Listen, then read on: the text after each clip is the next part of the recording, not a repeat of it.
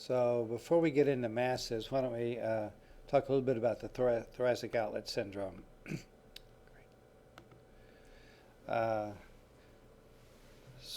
thoracic outlet syndrome can be caused by several different anatomic abnormalities that can compress the nerve and vascularity in the thoracic outlet space. One is you have to look for skeletal abnormalities such as a cervical rib, a first rib which is abnormal in shape or large, or a clavicular mass, soft tissue lesions such as fibrous bands or muscle anomalies or trauma, and then it's common in thin, small-muscled females with poor posture. So the spaces that you look at to evaluate for compromise to the thoracic outlet, starting from medially, is the interscalene space, then the area behind the clavicle, the costoclavicular space, and then more laterally, the retropectoralis minor space in these areas. And this is a very nice review article in Radiographics, which this comes from. So here's the anatomic specimen on the left and the CT scan on the right, where you can see the location of the different nerve roots as they come through the interscalene triangle space with the artery, the muscle, which we'll talk about, anterior scalenus, and the veins. And just an example of an MR showing the same structures. So those are the structures we'll be looking at.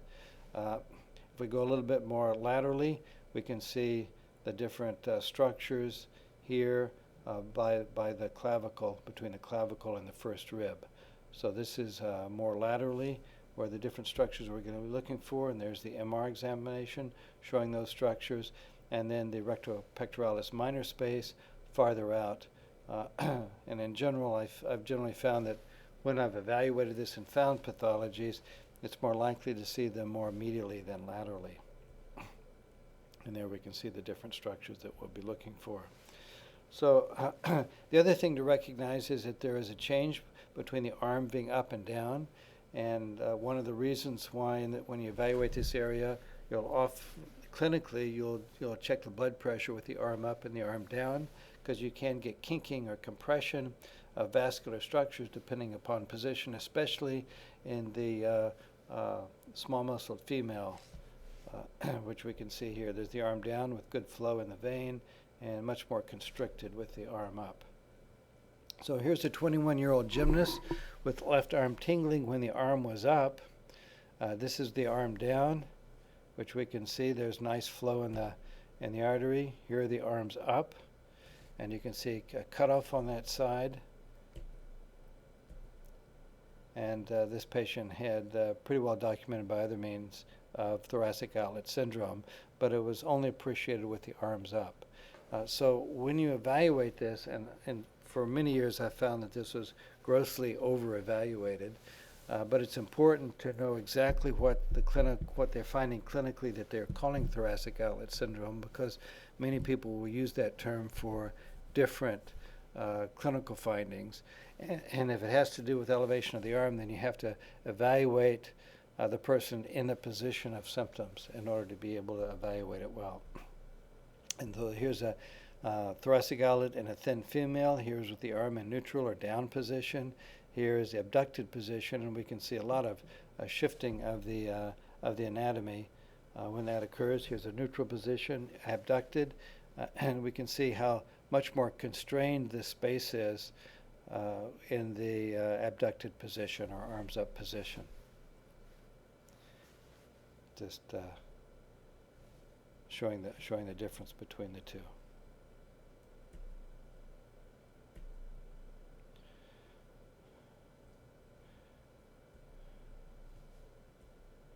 Okay, and here's a 21-year-old athlete with arm numbness, and again evaluate the same thing, also from Philip Tierman here. Oops. There's the axial image showing asymmetry here. We're not seeing flow in the vert on the left side. There's the angiogram where you can see some constraints to flow. And this was a patient who had subclavian steel. Cervical, these are plain radiographs, 27-year-old female, and here you can see a large cervical rib, more on the right side than on the left. And we can see where that there is some compression here and deviation of the neurovascular bundle due to that. Now the Scalenus muscles can also hypertrophy and produce problems with the vessels, and there are also anomalies to the Scalenus muscle. Here's one with the Scalenus minimus muscle, where we can actually see an abnormal muscle separating the artery from the neurovascular bundle. Normally you only have the Scalenus anterior here. That can become enlarged on one side and produce compression, producing thoracic outlet syndrome. This is one where we have an anomalous muscle, which can also cause mass effect in this area, producing arterial compression and decreased flow. And this is a 21-year-old woman also, where we can see compression of the neurovascular bundle adjacent to the clavicle. And again, this is arm down, arm up, and you can see marked compression in a patient who has symptoms which occur with the arms up. Again, a thin female. So 28-year-old male with left-sided paralysis after a motor vehicle accident. This was in courtesy of Dr. Duarte in Brazil. And here you can see a big mass over on the left side. So this was there's a big hematoma. After the accident, there was a tear here with avulsion of the nerve roots and a big hematoma in the area on the side of the injury. And you can see marked asymmetry in the vascular flow from the right side compared to the left side where the hematoma is located. And here's on the T1 weighted image, you can see the large hematoma here from the trauma. And again, hematoma from the vascular injury on that side. Here's a 65-year-old female with cervical radiculopathy. Here we can clearly see large masses, and that's where I've really found MR to be most helpful, is seeing masses in this area which can cause nerve compression syndromes. And here's clearly a very large mass, and it's really kind of almost like multiple little grapes going down a long strand or branch. And you can follow these really extensively out into the area of the arm. And this turned out to all be aggressive fibromatosis. So generally we do much less thoracic outlet imaging with MR now than we used to. And the vast majority of the studies that we did, I thought, turned out to be negative. So I think a lot of people have had second thoughts about the use of MR, but when there are really clear-cut symptoms which really suggest a mass or trauma in that area, then I think MR can be very valuable in working it up. And we already saw previously examples of avulsion injuries of the nerves, so I didn't really cover that here. So why don't we move on to masses then? And as I said before, instead of being a lecture, it's just going to be kind of a show and tell of different cases, just to give you a sense of what different masses look like with MR. Can divide them in most of the areas, as we're starting with the C, cervical spine, and we're going to go down to W, the wrist.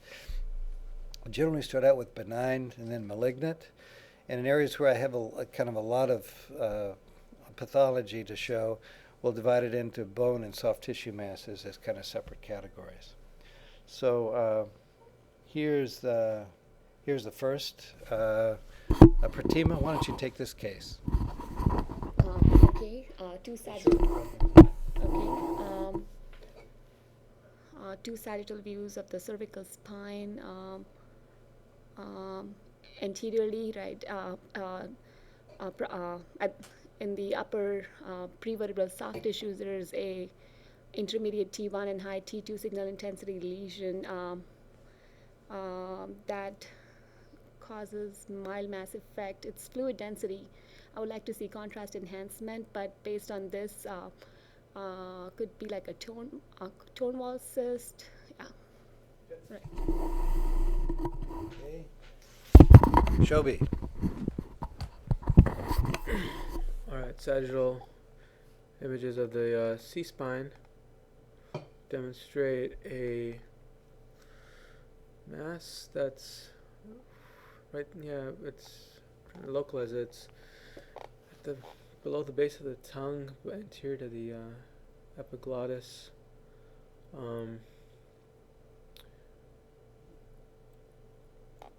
Yeah, on the axial image, it's anterior, just deep to the. Oh man, which muscle is that? But it's a high T2 signal intensity, pretty homogeneous, kind of lobulated. Okay. Thyroglossal duct cyst. So these are in different locations, which are kind of characteristic of the two different kind of cysts, which are reasonably common in the neck. This is more in the midline, but more inferiorly along the course of the thyroglossal duct. And the other one is the typical location for the Thornwell type cyst, much higher up. Okay, 32-year-old female with a lip mass for 3 months. Brian, what do you think of this case? This is from our friend Dr. Sue in South Carolina, South Korea. Yes. Fun. So we have a gel applied on a sonogram showing a mass with high vascularity, mass on the lip, which is hyper intense on fluid sensitive sequences and maybe enhancing it. Vascular lesion, I could think of neoplasm such as a skin, hypervascular skin lesion, maybe in an HIV patient, a Kaposi's sarcoma. So this was a capillary hemangioma. It probably have a little bit more characteristic appearance if you actually looked at the patient, where it would be discoloration. But it's I think you put it in the right category. You certainly knew that there were vessels in it, and we're really starting with the benign categories. This doesn't look like the typical hemangioma we've seen elsewhere, because this one is basically sticking out in space. But just remember. Eric, what do you think of this case? 5-year-old male with a lucency in the scalp, lucency in the cranium, and then on the MRI, it's a little bit expansile and some intermediate signal intensity. Looks to involve the bone and also possibly elevate the periosteum. So things in this age group, I guess, things could also be something like a hemangioma. Also, something like eosinophilic granuloma can affect the cranium, although it has sort of a moth-eaten destruction pattern. This looks a little more well-defined. Okay. Okay. Okay, Philip. Okay, so we have these are, I guess, T2 SAT sequences demonstrating flattened vertebral body. I think this could be due to EG also. Yeah, this was. And again, it really looks like things are not really a lot of destruction here, just collapse and a little bit of bowing posteriorly of the cortex, but the signal characteristics within the marrow space looks like all the other ones, so it really doesn't look like what you consider as a malignant lesion, and there was no mass extending out from it, but this turned out to be eosinophilic granuloma. When you see this, do you need to biopsy that?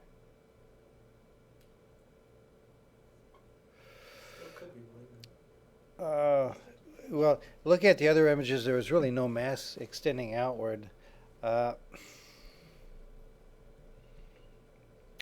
think they eventually did biopsy this lesion, so I guess the answer is yes. Yeah. Though it really does not look like a very aggressive lesion. But if there are no other places to get tissue and you can't make a diagnosis, you would probably be forced to do it. Yeah. Is the natural history of EG in the spine, is it self-limited, or is it, surgically treated, or? It's generally self-limited. There are things that you can give to kind of ameliorate the symptoms, but I don't really know a lot about how to treat eosinophilic granuloma. Okay. Yeah.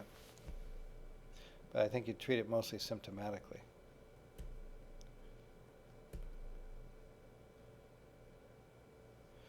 Okay, Fatima? Actually, Philip, why don't you look into treatment of eosinophilic granuloma and give us a little report on it, okay?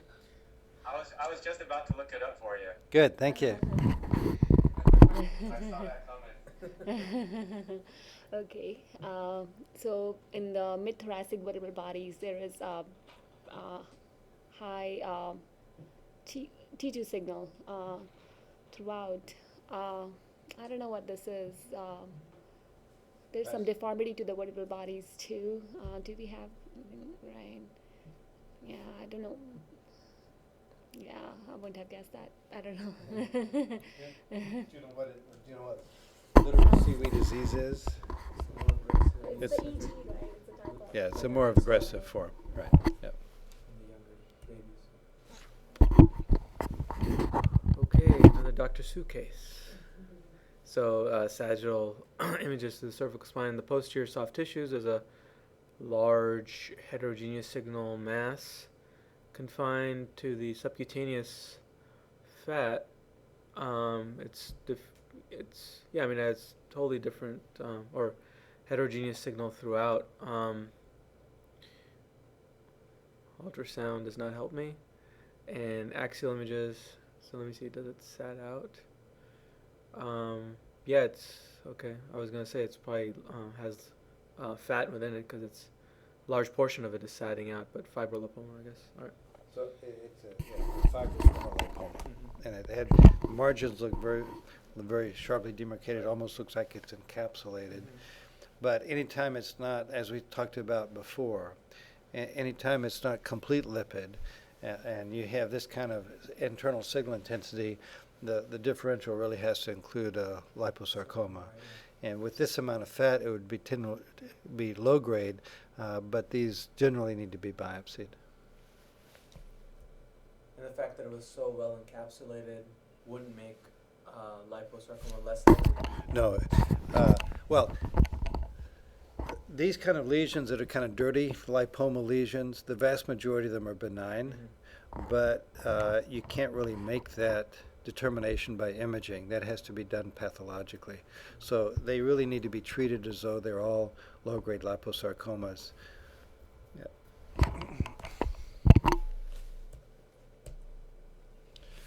Okay, Brian? We have a well-circumscribed lesion in the posterior neck, which is intermediate on, looks like T1 and bright on T2. So it looks like it's very close to the subcutaneous border, possibly of the tract. So this could be a sebaceous cyst or epidermal occlusion cyst. Okay. Eric?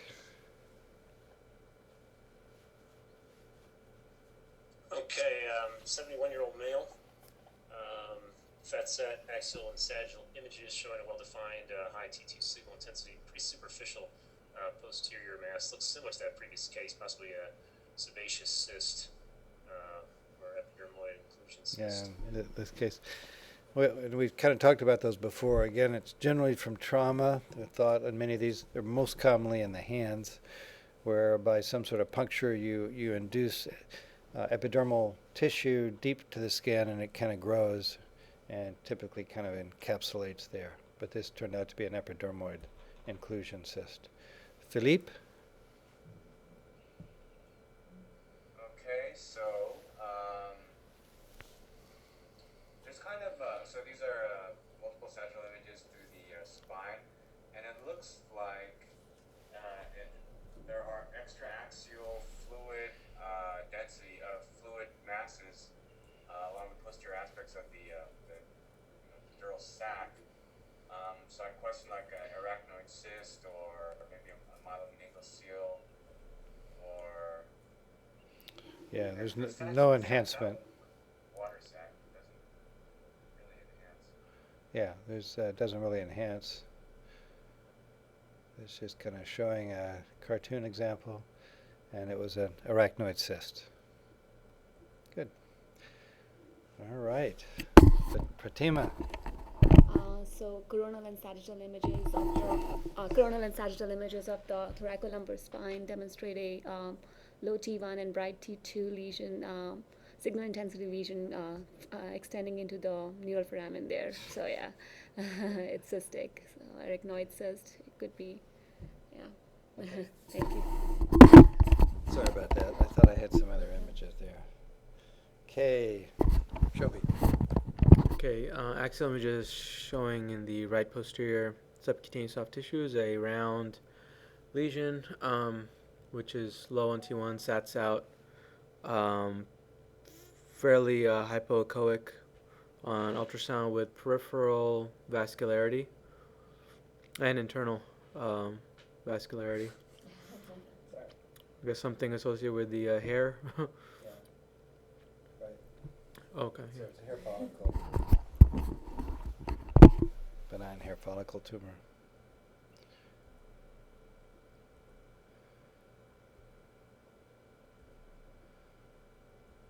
You didn't get that, Shobi? I did. Didn't you hear me? Yeah, you got it. That was first on my differential. Okay, Brian. Oh, fun. So 21-year-old male, back mass for 5 years, pain, supine position. He's got just kind of some kind of asymmetry in the soft tissues and upper thoracic spine. So we have several images, which is kind of intermediate to low signal on T2, kind of intermediate T1, hyper intense, and enhancing on post contrast. 21-year-old, ultrasound shows an undefined mass. Yeah, I wouldn't have guessed that. Yeah. Okay. What I would have guessed it was. Eric. Again, the problem is I've got so many of these. If we, All right, I think I'm kind of going to try to go through these relatively rapidly, so you just see a lot of cases rather than spending a lot of time telling you things that aren't very useful. Okay, go ahead. It's a mass in the left posterior spinal canal with some high T1 signal as well as high T2 signal and a dark border well defined, causing some mass effect. This is obviously a vascular malformation. Yeah, that turned out to be a vascular malformation. So here, this is on a low field. We can see some susceptibility artifact around it. And it turned out to be a low flow vascular malformation, basically a hemangioma in that area. Philippe. Okay, so let's see, sagittal images of the C spine demonstrating. So there are multiple kind of serpentine, hypointense structures. On the T2 Something sagittals. that's like an AVM, type of AVM. Again, that's low field, where we can see on the T2s. This is a couple of years later. You can see more flow voids within the space there. And there we go, above and below, farther down. Axial images through this area. A lot of deformity of the cord and atrophy. And that's now we're below it, and you're right, that was an AVM.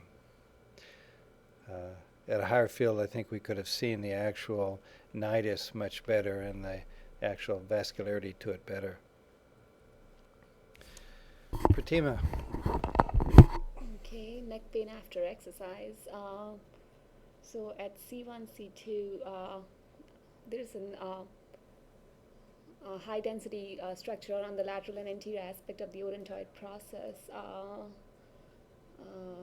Could that be a cement from somewhere or neck pain? Okay, so CPPD. Okay, right. This is probably trauma to the muscle there, and in the process of healing, you get dystrophic calcification, which presents this way.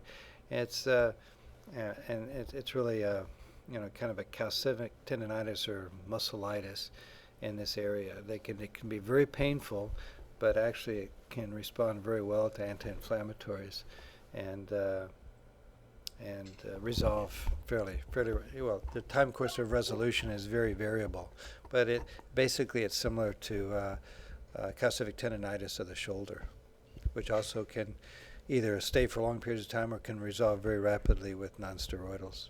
But I think these are all abnormal calcification and repair of soft tissue injuries. All right. Sagittal thoracic spine. Images. Progressive left leg weakness for 10 years. So that mid-thoracic spine, and I'm trying to see, I think it's intradural extramedullary signal abnormality. Yeah, it's T1s. okay. Yeah, these are all T1s, right? Yeah. Okay, yeah. So it's high T1 signal intensity, kind of ovoid extending out of the neural foramina on the left, causing mass effect on the cord. So it's following fat signal, I think. Yeah, and it seems like it's wrapping around the nerve root, the exiting nerve root as well.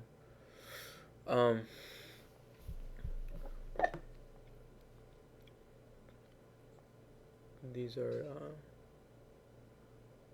lipomyocyl.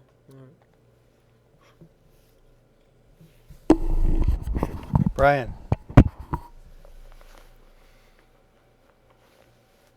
All right, shoulder pain, numbness below T4 dermatome, back pain, and paraplegia. You see an extramedullary mass close to the posterior margin. There is some enhancement above and below. It could be neoplastic, but it's benign, so maybe the meningioma. It's diffusely uniformly enhancing, neurofibroma. Cavernous hemangioma. It has very irregular margins. I just wouldn't expect a meningioma to have this morphology and extend through the foramen like this. Certainly could be a neurofibroma or a neuroma. They can certainly extend out and widen the neuroforamen, as you know. This has a little bit of irregular margins for that. Usually they don't have these kind of irregular margins, and this growth pattern would be a little bit atypical for that. In fact, the neuroma would probably be more common for this than this lesion. But again, this kind of appearance would be pretty atypical of a neuroma in this case. But you still have a more uniform signal intensity than you typically see with hemangiomas. But they can be very variable. Okay, Eric? 66-year-old male with right arm pain of years duration, and there is some axial T1 and T2 weighted sequences. The spinal canal looks fairly symmetric. There is some the ribs also. I don't see anything definitely in the ribs. There is a little more prominent flow void on the right side than on the left. Let's see. Same patient, I assume some. There's on this patient. Yeah, clearly there's some abnormal signal in that neural foramen on the right, which is right on T2, and looks to be enhancing on a post-GAD. So this may be a nerve sheath tumor, or you could also think about meningioma. I guess hemangioma as well, like the other case. Yeah, this is a similar case. Again, the morphology is a little bit atypical for a neuroma. We'll see some neuromas later, but you've got to put those all into differential. And this is that same case. Epidural hemangioma, or similar case. Philip. Yeah, thoracic back pain, numbness of left fingers. So there is an intradural, it looks like it's extramedullary mass that's right on T2 and demonstrates a lot of enhancement on T1. this could be, if it's intradural extramedullary, this could be a meningioma or a peripheral nerve sheath tumor. Looks like there's there might be some dural enhancement adjacent to that, so maybe a meningioma. Or okay. Yeah. One caveat is that sometimes, I'm sure, well, I'll get to it later. We'll see some examples where some intramedullary lesions can look very much like they're extramedullary, but we'll see some of those later. So hemangiomas can really look like a lot of different things. But here, all of these have had kind of a characteristic appearance. They tend to have kind of jagged margins. And as opposed to where we've seen them elsewhere, in the spine, they can have a more uniform signal intensity. But they generally uniformly enhance. That particular one, meningiomas tend to just have a different morphology where they tend to be more plastered against the bone, often with little dural tails, which you've all seen in the brain, rather than this kind of a mass-like appearance that we see not plastered against the bone of the hemangioma. So they can have a lot of different appearances, and again, schwannoma, like you said, lymphoma can look like anything. So anytime you see a mass in this area, you've got to think in terms of lymphoma. We've already seen some lipomas. Just typically don't enhance like this, and other things. Okay, Pratima? Okay, so CT scan, axial image. Axial image from a CT scan, patient with chronic cough, lungs look clear. I'm looking at the bones. There's some destruction of the right-sided rib. I don't know, maybe. Besides that, oh, okay, yeah, I see. There is a thickening of the trabeculae in the vertebral body there, so this could be, okay, I was going to say a vertebral body hemangioma by just looking at the CT, but on the MR, looks like there is high T2, low T1 signal extending into the epidural space there with chronic cough. So this could be, again, anything. It could be a metastatic lesion but we're talking benign tumors, right? Yeah, but on the CT, it looked like, go back to the CT, there was Looks like- thickened trabecula. It didn't really look destroyed like you would expect in a malignant lesion or Right. even an infectious lesion. So aggressive hemangioma. This could, this is an aggressive, right? Right. This was an aggressive hemangioma, Right. which was extending outside of the bone, which puts it in the aggressive category, but it's still a benign lesion.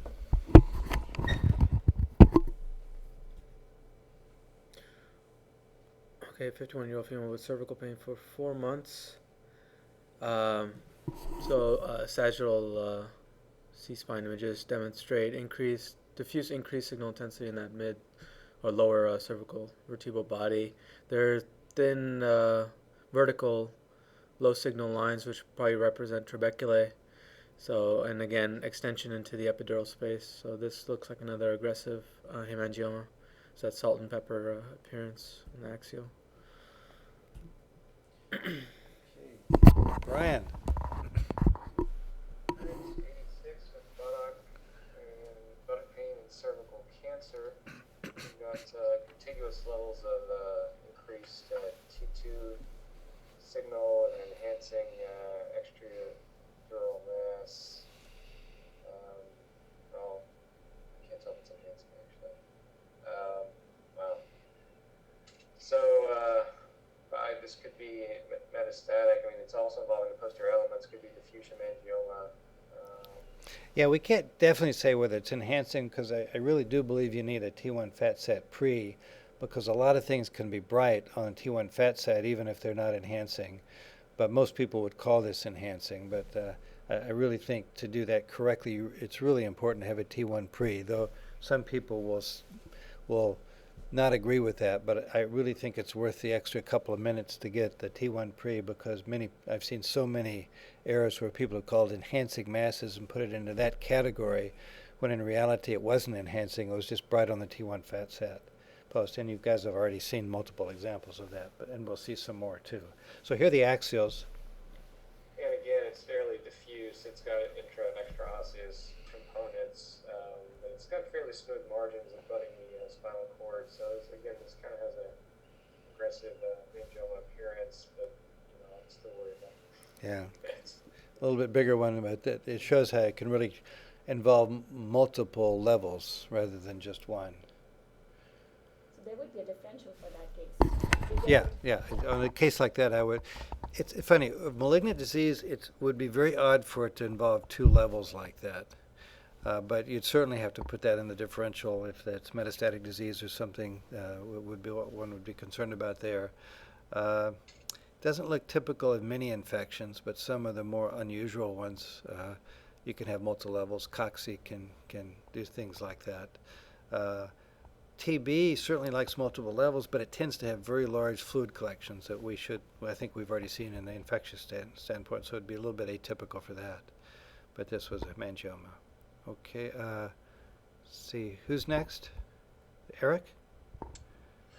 Okay, sagittal, at the upper thoracic spine, there's a large mass also involving several levels in the prevertebral space, and also looks to be involving the vertebral bodies and left paraspinal. This could be things like extramedullary hematopoiesis or lymphoma, or what else? You can have pleural-based masses,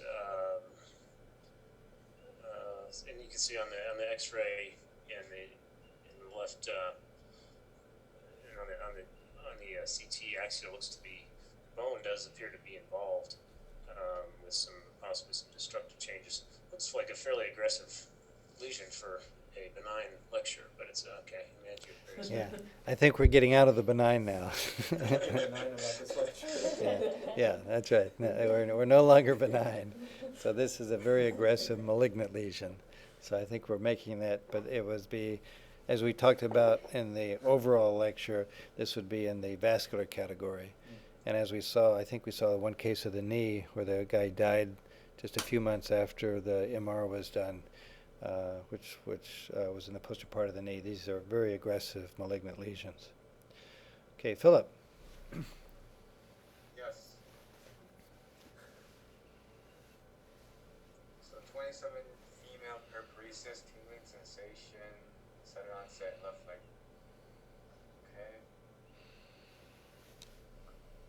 So it looks like, yeah, there's a focal hyperintensity on T1 and T1 post images, and it looks like there's adjacent hemorrhage because there's kind of hypointensity. So then these are other sequences, axial.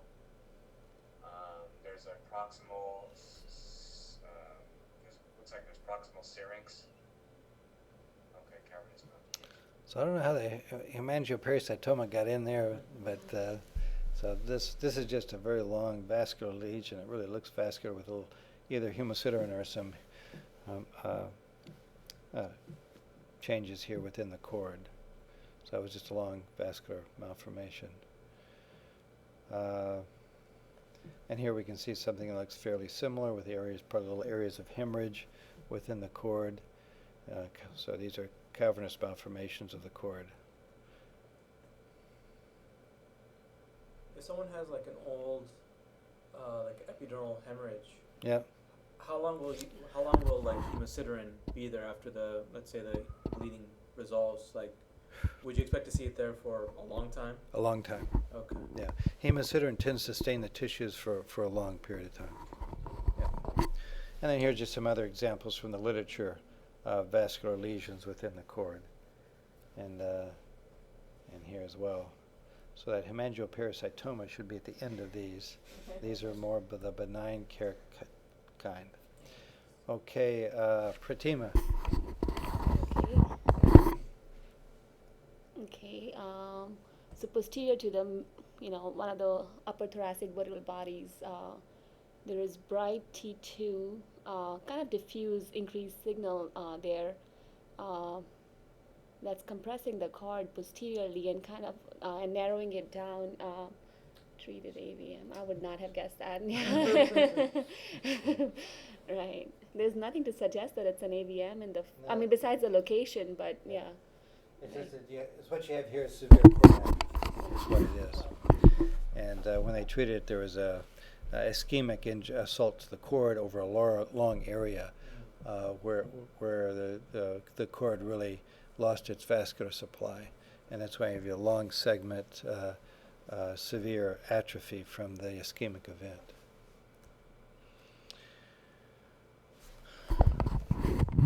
82-year-old male with chronic neck stiffness. So there's a lot of degenerative changes in the cervical spine, and looking at the odontoid is kind of destroyed. There's this ISO T1 low T2 signal, and then extension into the epidural space posterior to it, and mass effect on the cord. Yeah. So I guess you can see destruction of the odontoid. Yeah, so on the axial there's that mass extending into the epidural space causing mass effect. I mean, I could think of like rheumatoid causing destruction with pannus, but this is more calcified. Yeah, it's almost like a meningioma. I want Yeah. to see that calcium. But again, it's an extra-axial mass. I think certainly first thing I would think of in that location would be rheumatoid.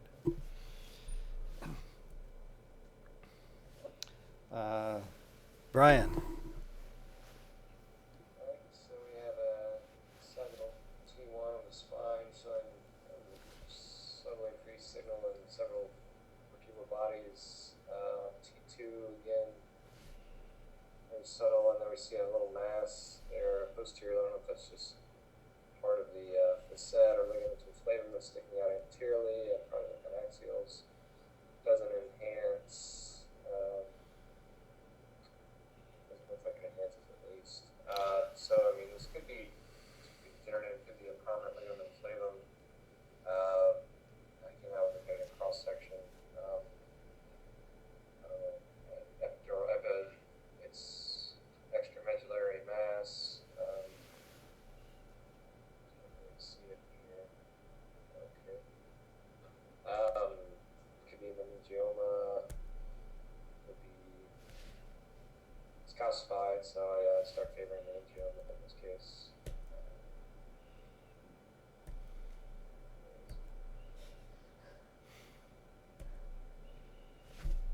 Yeah, meningioma. It looked more posterior on the MR. I thought. This may be a different case. That's a different I patient. think I ran into a different case. I'm sorry. Oh. I think. Yeah, let me just see. It moved. Yeah. I think I think that's a different case.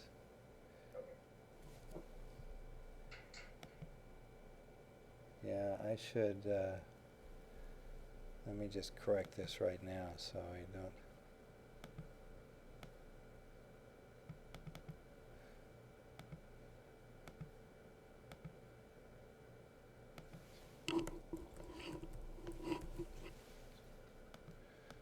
Sorry about that. Okay, so that was a meningioma, and this is a more subtle. You can just see it on the plain films, but that's also a meningioma. So, let's see. Who's that? Eric? Eric? Okay, Eric. Okay, sagittal thoracolumbar spine, well-defined soft tissue mass, rightly enhancing, somewhat broad-based, possibly dural-based, causing mass effects. So you would think about things like meningioma. Yeah. Non-calcified in that case, or acute. Okay, Philip. Yep, so, voiding difficulty, weakness.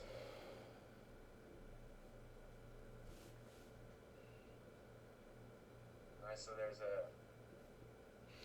Yeah, now in this section where I show a lot of masses, there will be a number often of the same pathology, but they should be a little bit different, just to see the different ways in which the same pathology can look. So it's the poor person who gets the first one. So you're saying this is a meningioma? No? Are you? Are you? Yeah. Yeah, sure. Oh. Close. They're very close lesions. Melanocytoma. This one just has melanin in it. So it can also look like a schwannoma, and or even hematoma can look like that. So that's just some of the characteristics of melanocytoma. These are much rarer than meningiomas. Also benign. Okay, Pratima. So another extramedullary lesion. Again, differential would be the same. Meningioma, schwannoma. This, yeah. Whoa. All right, CT images in the thoracic spine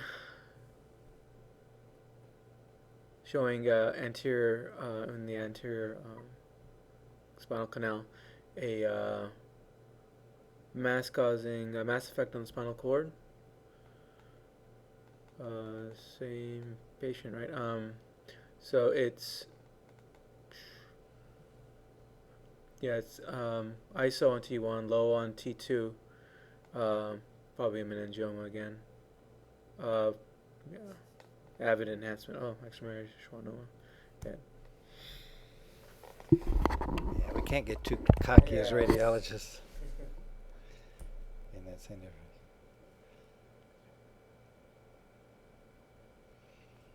And then different nerve sheath tumors. We'll see a lot more nerve sheath tumors as we go along. Okay, Brian. Alright, right now you're female with right shoulder and neck pain, and we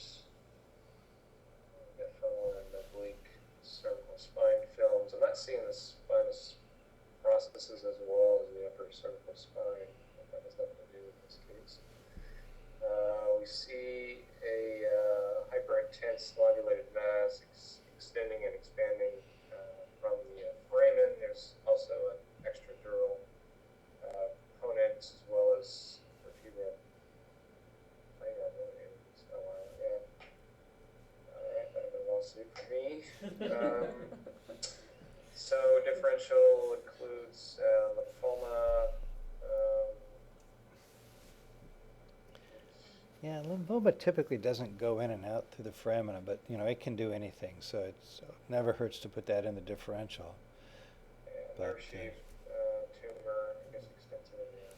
Yeah, it's schwannomas they all look fairly benign with kind of sharp margins, but they can become massive. I think we've already seen some masses on. You'll see some much larger in the thigh and places like that.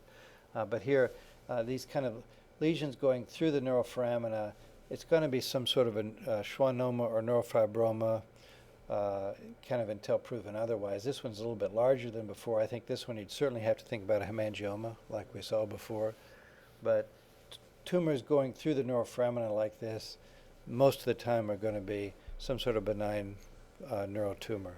Schwannomas typically go through the vertebral body, like on that rightmost image. I think you're catching part of the side of the vertebral body rather than it going right through the center of it. That's what gives me on this one. Yeah. I think we're partial voluming it because of the thickness of the sagittal images there. Okay. Eric, normal or abnormal? Abnormal. This is a partially calcified paraspinal mass on the left with lots of mass effect expanding the foramen. Could be a calcified nerve sheath tumor. Could be, Yeah. Yeah. Again, in this area, big part of the differential diagnosis, is neurotumors when you have blind films where you see big masses in this area. Extramedullary hematopoiesis in the right setting you've got to think about as well. But this one really going through the foramen like this, opening it up, blowing it out, you know that this lesion has been there for a long time to have that much bony remodeling. and it again has benign kind of characteristics, except for the inhomogeneity inside of it. And okay, Philip. So then we have kind of expanded foramina on the Kind of. left one. Yeah. Pretty subtle. It's easier than Brian's. Okay, yeah, so it's kind of extending out anterolaterally and posterolaterally. And kind of displacing the cord to the left. Yeah, so there's probably another, like a nerve sheath tumor, aggressive nerve sheath tumor.